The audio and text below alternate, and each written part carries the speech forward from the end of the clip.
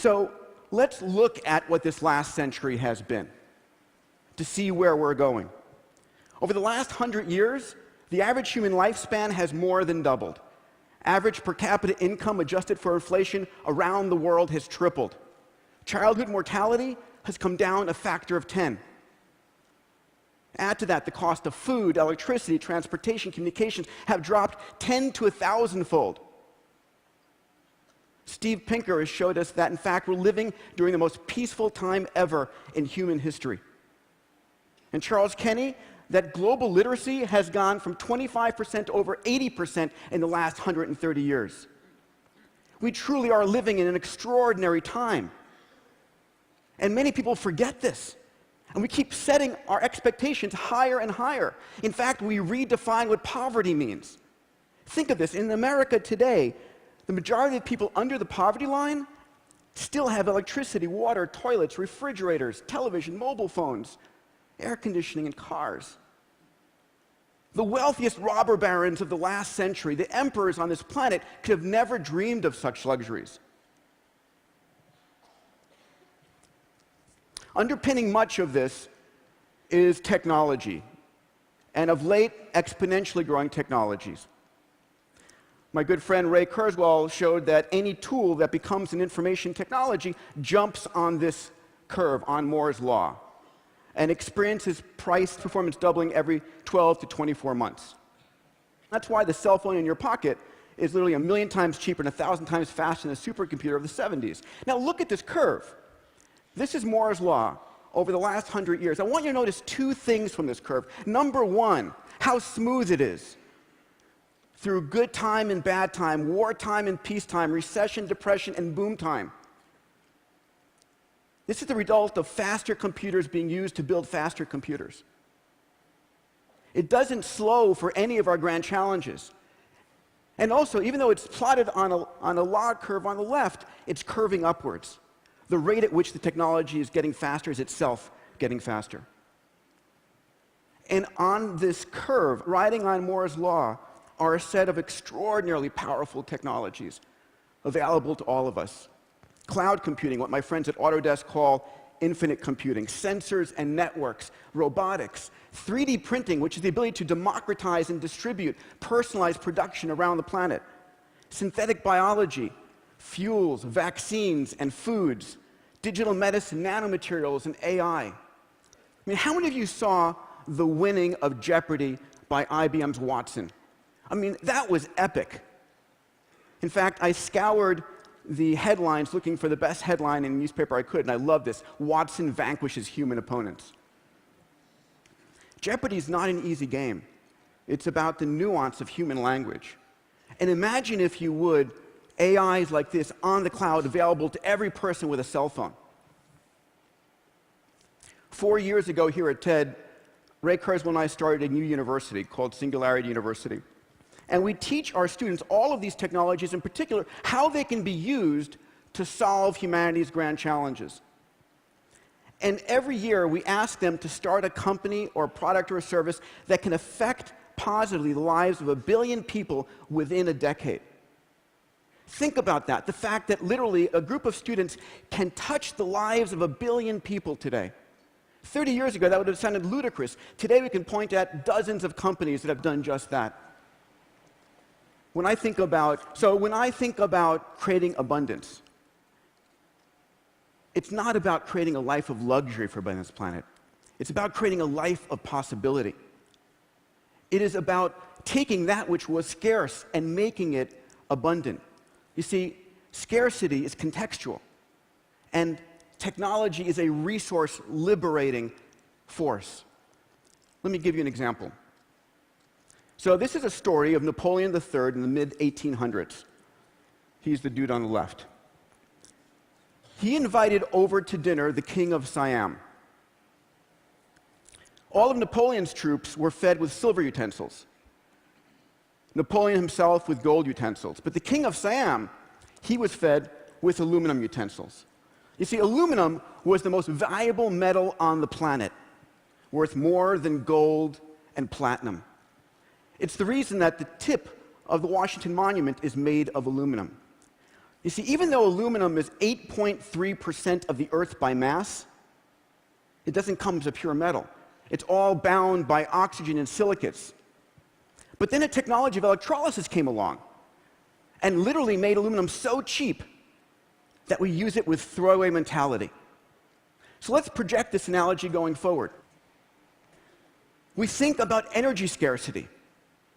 Ladies and gentlemen, we are on a planet that is bathed with 5,000 times more energy than we use in a year. 16 terawatts of energy hits the Earth's surface every 88 minutes. It's not about being scarce, it's about accessibility. And there's good news here. For the first time this year, the cost of solar-generated electricity is 50% that of diesel-generated electricity in India. 8.8 rupees versus 17 rupees. The cost of solar dropped 50% last year. Last month, MIT put out a study showing that by the end of this decade, in the sunny parts of the United States, solar electricity would be 6 cents a kilowatt hour compared to 15 cents as a national average. And if we have abundant energy, we also have abundant water. Now, we talk about water wars. Do you remember when Carl Sagan turned the Voyager spacecraft back towards the Earth in 1990 after it just passed Saturn? He took a famous photo. What was it called?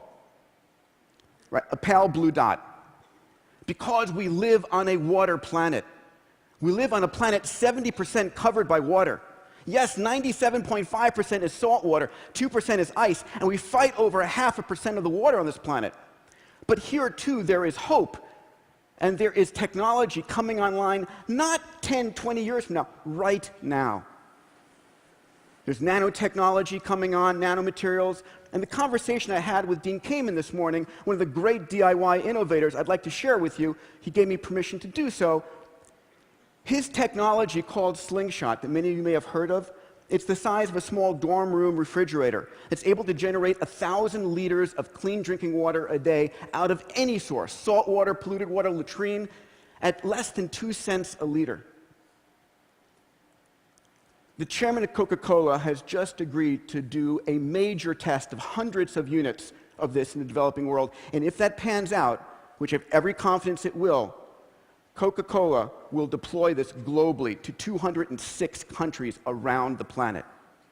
This is the kind of innovation, empowered by this technology, that exists today. And we've seen this in cell phones. My goodness, we're going to hit 70% penetration of cell phones in the developing world by the end of 2013. Think about it, that a Maasai warrior on a cell phone in the middle of Kenya has better mobile comm than President Reagan did 25 years ago.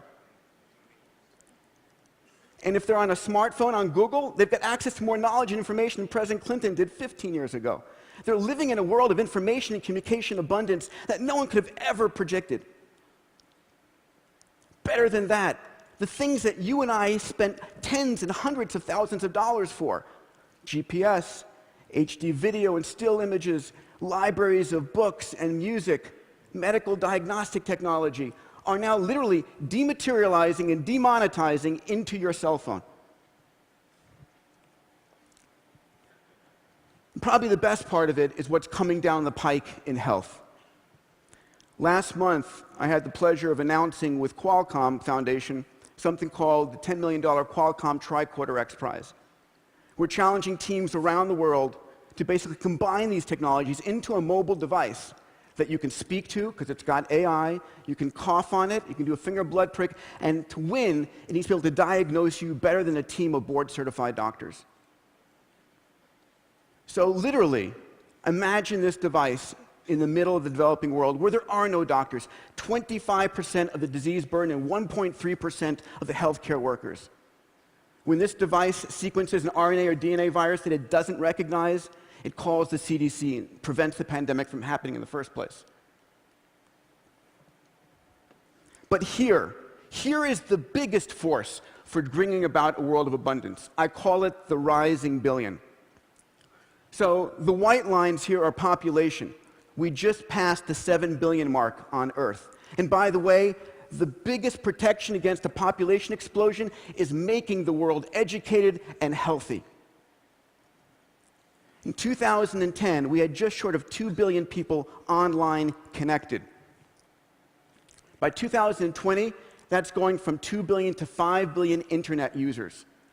3 billion new minds who have never been heard from before are connecting to the global conversation. What will these people want? What will they consume? What will they desire? And rather than having economic shutdown, we're about to have the biggest economic injection ever.